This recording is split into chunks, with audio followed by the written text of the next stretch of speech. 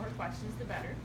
As we go on in, we have a very important rule to follow. Don't touch any of the rock formations. So no dragging your hands along the walls and no leaning against anything. Your salts, your sweats, your hand oils, your lotions, once they get on the rocks, it actually kills them off, so hands to yourself. We have around 363 stairs to walk up and down, so shoelaces, just make sure they're tied. And let's see, sunglasses in your shirt, hat, car keys, cell phones, anything you might lose down a 30-foot hole, make sure you hold on to them. Especially the car keys, I've seen them go down dark holes. And I'm sorry, go down 11 feet. Huh? Oh, did you have a question too? I'm not leaving it, so if you can find something. Okay.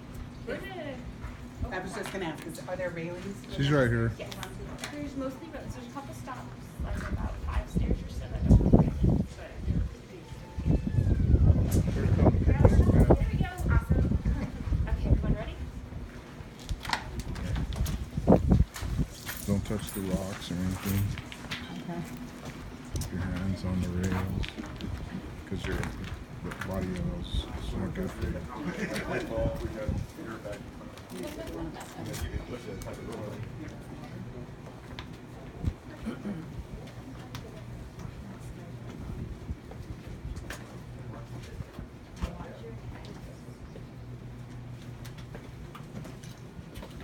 So you didn't quite get the rules. I'm Savannah, I'm your tour guide. Hi. Important rule of the cave, don't touch any of the rock formations. Watch your head. Yeah, and watch your head, very important as well. Alright, I'll be right back everyone, I promise. You gonna lock us in? Yep. Make sure that door stays open.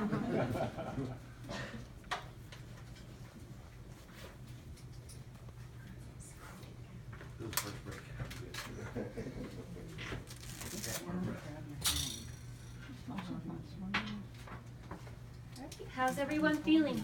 Great. Good. At least I am. Well, you are, the rest is terrified maybe. Now it's claustrophobic, right? Yeah, okay. We'll find out. Great. So we're gonna hang out here for just a minute or two, let your eyes adjust a little to some darkness, and yes, if you want to come in a little closer, you can. I know I'm low voice this morning. So if you look around, you're gonna see the basic building blocks to what our cave is made out of, and this is all limestone formation, or limestone rocks. And all the pathways that we're about to go on are 90% natural, so everything was carved out by a mixture of water and sulfuric acid. And this entrance room is really important to us in our cave history, and we have a lot of human history in the cave system. The first explorers of our cave were the Hohokam Native Americans. They were here between 900 and 1450 AD. And we know this because we found some pottery in here, some ceremonial things, a bow and arrow. And if you turn around and look behind you on the ceiling are some black spots. And these are smoke stains or soot stains from their campfires and torches. Now some of the shinier brown spots really close to your heads, that is bat guano, which is the source of that smell that you're enjoying at the moment. Oh, okay. Yeah, it's kind of like gym clothes and wet dog scented. Yeah. Now the Hohokam, they abandoned our cave system around 1450. Our cave was rediscovered much later on in 1879 by a man named Solomon Lick. He was a cattle rancher and a hotel owner. And when he discovered our cave system, he seen it purely as a profitable thing, a way to make money off his hotel. So he'd have his guests spend the night at the hotel, and in the morning he'd take them on a day trip to this grand Colossal cave. And while his people were in here, he encouraged them to collect as many souvenirs as they'd like, which inspired a lot of vandalism. We're definitely going to see that in the next room. In 1922, all that vandalism stopped by a wonderful man named Frank Schmidt. He filed a mining claim in order to preserve the cave, protect it. And he's the one that started us out on our very first tours, which back in the 1920s were really primitive. He charged you 25 cents, gave you some ropes, some candles, and pretty much said, good luck. Yeah, we don't do that anymore. All right, any questions? That was a lot of history. Was that a natural opening right there? Yes, well, yes and no. 2 foot down from the very top. So the third rung down on the gate is the natural entrance. It was originally 2 foot wide by 2 foot long. We widened it up quite a bit because most people don't want to belly crawl through the entrance. So are we gonna get rope and lights and tell them good luck? Not this tour. Got the She wrong gets guys the out. light. Oh, okay. Now we do have more advanced tours, not candle tours, but headlight and lamp tours. Belts and all that. Hmm? As you run, everyone, there's 10 to 15 foot drops on either side of us. If you were taller than myself, if you were taller than 5'5", you were doomed the entire way. Put your hand on me walking through. You have those night ones where you can crawl on your belly and all that. Yeah. That's not for me. I love what it's doing.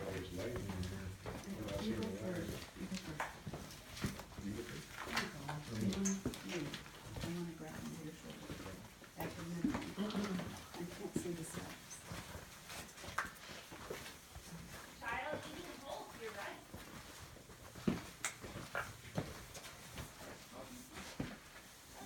You wanna watch your head here, babe? Yeah, you, Pass. well, you go past that to the, but yeah. Wow. Our deepest drop is about 35 feet down. We're going deeper into the cave. Look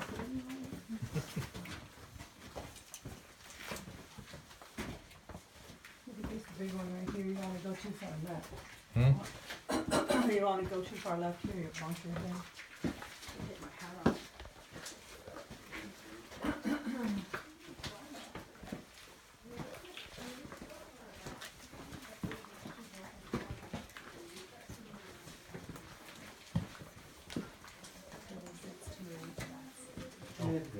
Thank you, Jesse.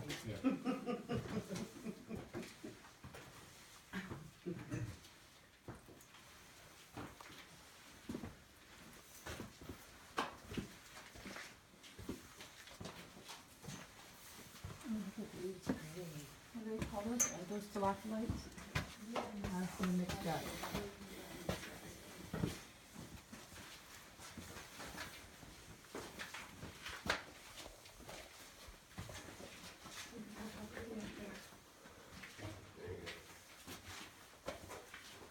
Alright everyone, now we already picture friendly caves, so feel free to grab pictures, just no flash. We do have one little bat friend that I know of in here, and startled bats tend to release everything in their bodies. Now this beautiful big room is called the Crystal Forest. It's named for all the crystal formations. And as a quick reference, in case you don't quite know, these sharp pointy crystals that are hanging from the ceiling, they look like icicles. These are called stalactites. And the easiest way to remember them is by saying they hang tight to the ceiling. These were formed a very long time ago by water dripping from the surface of our cave.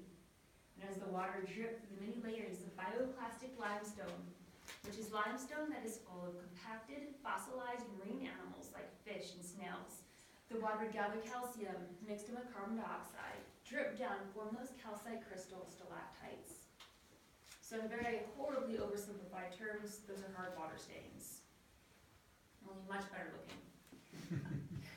Now you may have also noticed nothing in here is dripping water. And that is because Colossal Cave is not a wet living cave. This is a dry dormant cave system. And dry dormant caves only make up around 5 to 10% of the world's entire caves. They're very rare. And because we're in that dormant stage, everything in here is covered over with a really thick layer of protective dirt or debris.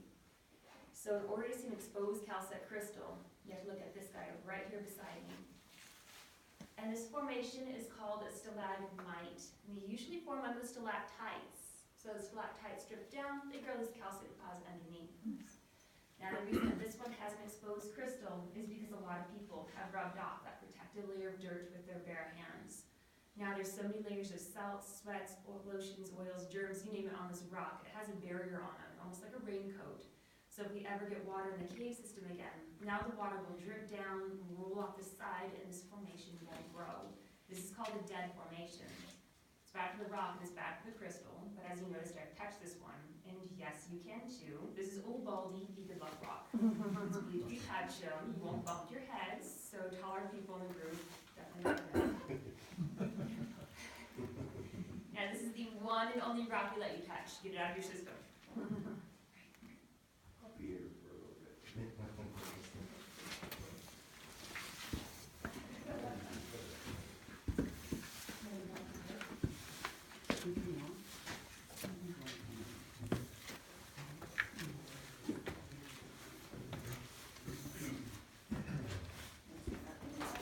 She said the word germs, I'm like, I don't want them to.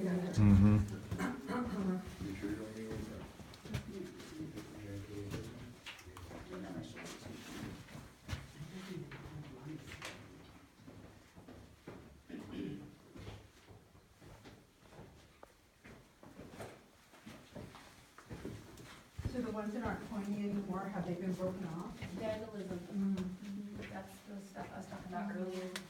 Those were all knocked down by sledgehammers and chisels. Oh, Suffered so much damage in here. I know you can't quite see it around the corner, but to your right, great picture spot, good area for a selfie or a group photo. yeah. And then right here in the middle of the pathway, yes, this is our largest stalactite in our cave system. This is Mr. Fang. He weighs around 2,000 pounds. Wow. Now, Mr. Fang is named for his sharp little pointy fangs and his ability to bite tall people in the forehead. So that brown stuff on the tips, that discoloration is actually hair gel and bits of forehead. Oh, gosh. Yes, walk around.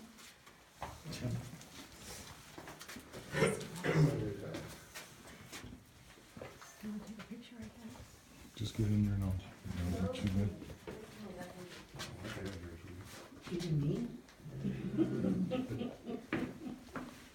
Let me get down there. Here, Oh, you get to go then. kind of move this way more. You get it? Yeah. Okay.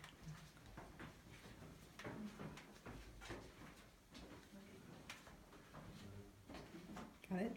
Yeah. Oh, I generally had it on, it was goofy. Oh, we better get going. I know. I have flash on, I think. Watch your head, boy, this is close right Eesh, here. Willa. I know. What was it? Mr. Fang almost got me. There's one behind here. Mr. Fang almost bit me.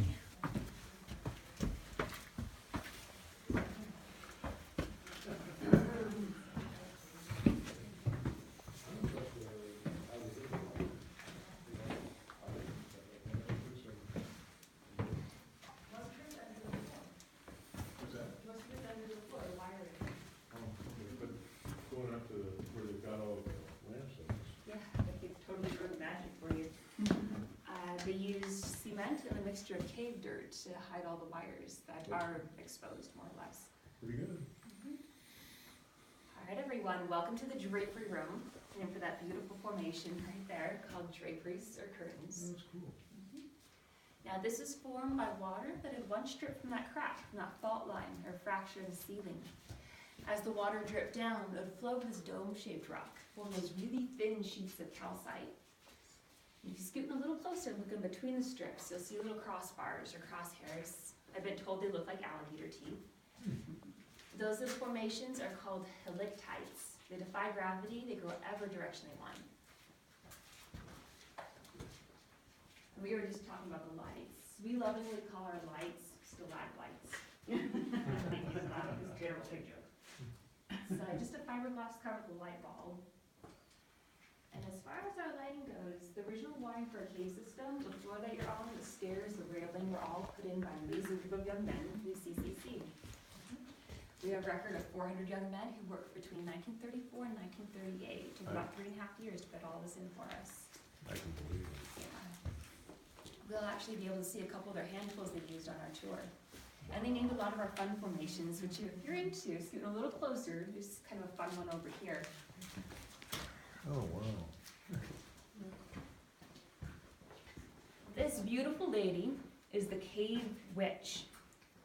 Here's her eye, her long witchy nose, Oh, her snaggly little tooth, and her wide open mouth. Mm. We say she's biting into a cookie. You see it? Chocolate chip. Rocky Road. Yeah. This is the witch's friend. This is Shadow, the cat. Oh, yeah. Yeah. Proof that the tour guides have been here way too long, I know. And in this corner is Mr. Magoo. Yeah. There you go. Now, I mentioned it earlier. In our cave system, we host 4 different tours. You're on level 1, the basic tour. Here beside me is the beginning of level 2, the ladder tour. For this one, you start here on this shelf, you jump down to the staircase below, and you head straight back this passageway. You go up and down stairs, ladders, and small little squishy spots. This is about an 1.5 hour tour. Lots of fun. I recommend it if you're into a little bit more adventure. You literally just hang over and step down right there Yeah, to get to pretty much. the. If you're tall, you can step Oh, there's down. another step right there. I see it. Yeah. Okay. As long as you jump to the left. Yeah, If it's you jump not to the that right, bad. keep on going for a bit. You look pretty deep for a second. Cool. That's the adventure one? Not quite. This is the latter one. The The- adventure oh. one starts in the next room. Oh, Yeah. wow.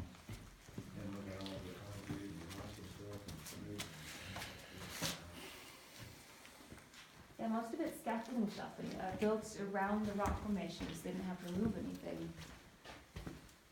Our next little section is a little squishy, little squeezy. There's no railings, just be really careful. If you have to touch a rock for balance, I am not looking.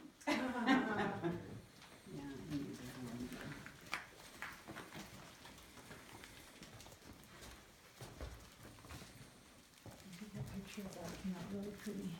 Did you take a picture? Uh-huh, that was really nice.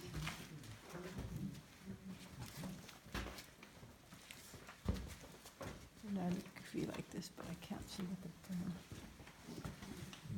Try again.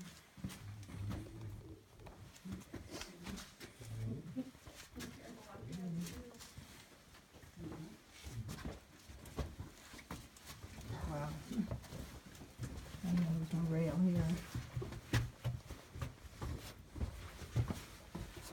Tight squeeze through here. And watch your head right here.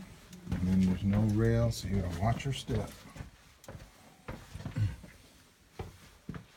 Can you imagine like Shaq, he wouldn't be able to do anything. And watch your head back there so you're on the tall side. I'll make it. I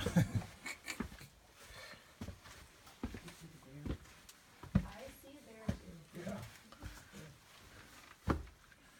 There we are. All right, everyone. Welcome to my favorite room. This is the Great Fault Room, named for the Great Fault Line above us. In our cave system, we have around 38 to 40 fault lines, fractures, breaks in the rocks. But this fault line is really special. It's called a slip fault. It means that this huge boulder that we're comfortably standing underneath slipped and wedged itself into the fault line. So happy thoughts. Is this a purple, is this purple or? The dark gray purple color is manganese or magnesium. Oh, wow. And the more red stuff you see, the pink red color, that's hematite, iron. Mhm. And your formations in here, the single little strips of calcite, that's cave bacon. Yeah. And a dry cave like ours, it looks like turkey bacon. It doesn't quite have that meaty texture to it. And then let's see, anything that looks like melted wax, melted ice cream is flowstone. And I was asked about the adventure tours. That actually starts out down below. Down here? Yeah, this is the level 4 Wild Advanced tour. This one, you see how that was rock face right here? You cross all those rocks down below, and in back of this long rock, there's a small little hole that you squeeze down into. You go down another story, 2 stories or so, and then into an S-crawl, belly crawl, where you use your elbows and your toes to push yourself through a small little passageway. Wow. Yeah, it's about 5 hours. 3.5 miles of passageways. Oh my gosh. YouTube it, everyone, if you're interested. Know what you're getting yourself into. Yeah. Alright, any questions? Do you ever find snakes in here or scorpions? Yeah. Lyre snakes. We found 3 lyre snakes last year. They're small little snake, very Oh. pretty, kind of a gray color. Uh-huh. They are rear fang snake, and they're mildly poisonous, which I have no idea what that means.